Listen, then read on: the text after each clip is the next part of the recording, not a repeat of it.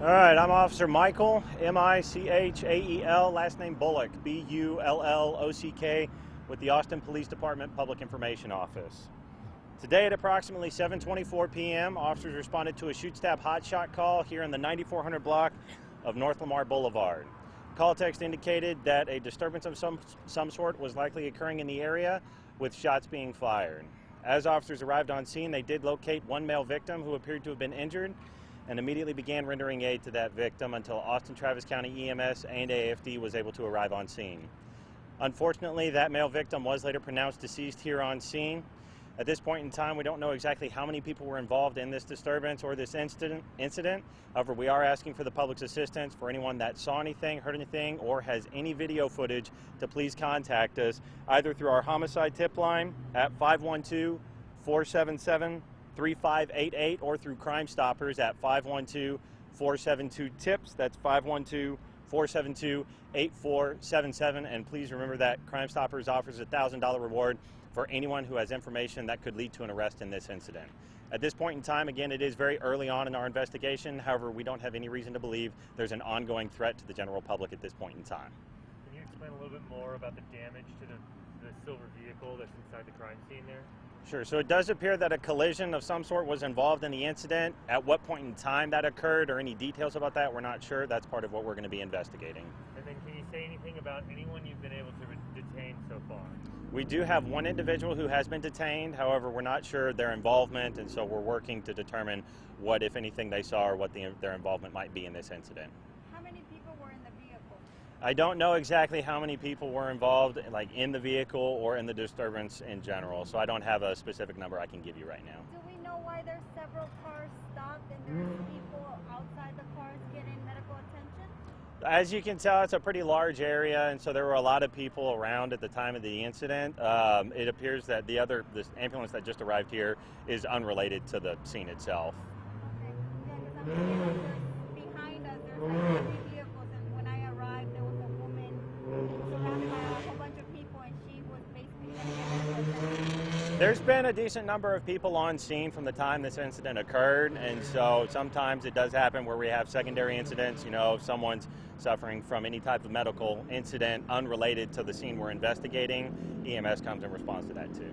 So did the shooting happen, it was just directly with that vehicle, or how did it happen? Do we know if the guy was walking through the parking lot? We know this is a very busy shopping center. It is. Exactly where the male victim was when he was shot, I don't know the details of that one, but as you can tell behind us, you know, our investigation is kind of localized to the east end of the parking lot.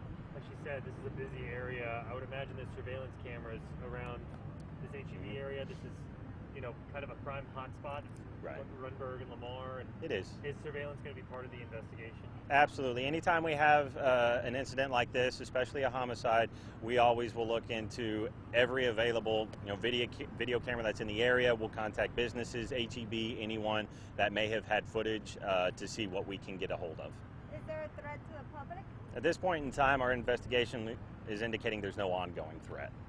Do we know any information on the victim or the one person that was apprehended? All that I can tell you is that we have one person detained, unknown their involvement at this point in time, and we have one male victim who is deceased. This is the 23rd homicide for the year in Austin, is that right? I don't know the exact number that it is. I do know that we're over 20. We're over 20? Yes, okay. sir. All right. I mean, for someone, how long have you been with the department? I'm not trying to put you on the spot, I promise. It's fine. The only reason I ask is because how would this, if you're over 20 already here in April, how does that compare to, you know, years past if you've been working? From my knowledge, you know, this is a higher number that we've seen at the beginning of the year.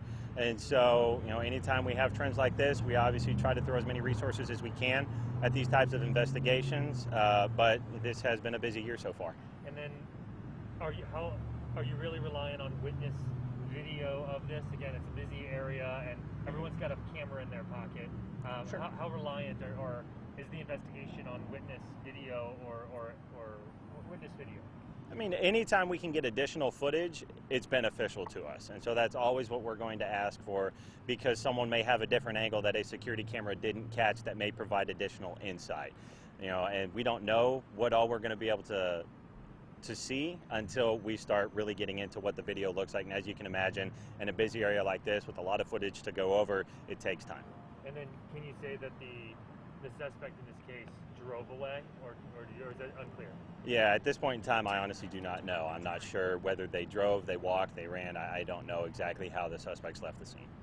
So if we don't know the suspect was apprehended, why are there no roads closed? Why are we still running business as usual? I see a lot of people.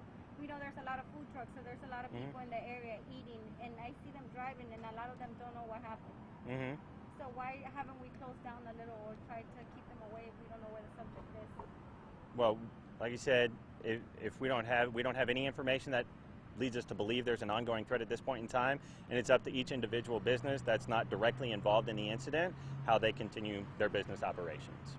You've already mentioned this, I apologize, I'm further back here. The red car, there seems to have been something with the windshield. Did anybody mention anything about that, or did you speak to somebody that maybe said it kind of started or started off with the red car over there? I don't have any information to whether that's directly involved or not. Like you said, it's a large scene, as you can tell. There's a very busy area, and so we're trying to look into all the details. I don't have anything specific related to that, though. Do you have any details on the victim regarding age, race? All I can tell you right now is it's a male victim. Any other questions? All right, thank y'all.